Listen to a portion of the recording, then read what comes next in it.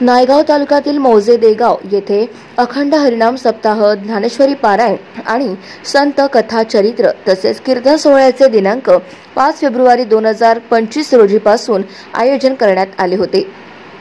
या अखंड हरिनाम सप्ताहाची सांगता 12 फेब्रुवारी रोजी काल्याच्या कीर्तनाने झाली। मागील 40 वर्षापासूनची परंपरा आजतागायत सुरू असून 8 दिवस गावात भक्तिमय वातावरणात सोहळा रंगला होता। या सप्ताहात भागवताचार्य, बालकीर्तनकार, हरिभक्तन परायण ज्ञानेश्वरी ताई भोजदरे नाशिक यांच्या वाणीतून संत कथेचा लाभ पंचक्रोशीतील भक्तांना मिळाला। यावेळी पंचक्रोशीतील गायक, मृदुंग वादक, भजनी मंडळीची उपस्थिती होती। अखंड हरिनाम सप्ताह देगाव या सप्त्याला 40 वर्ष पूर्ण झालेलं आहे आणि या सप्ताहाची सुरुवात मारुतराव महाराज दस्तापूरकर यांच्यापासून सुरुवात झाली आहे। त्यांनी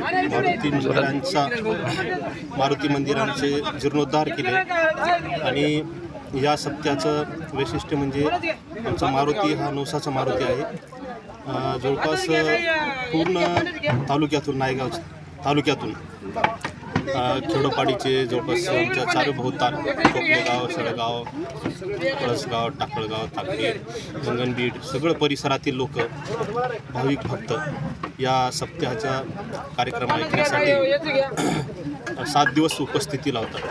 दरवर्षीप्रमाणे 7 दिवस सप्ताह करून आम्ही 7 दिवसा बाद 8व्या दिवशी महाप्रसाद काल्याचा आज परंपरा 20 वर्षापासून मी स्वतः चालवलो। अजून मी आयुष्यभर राहतो काल्याचा प्रसाद चालवायचा अशी आपली इच्छा आहे। गाववाल्यांना आम्हाला भरपूर साथ दिलेली आहे आणि सहकार्य अजून करण्यावर करीतच राहतो। गाव माझा न्यूज करिता तानाजी शेळगावकर, नांदेड।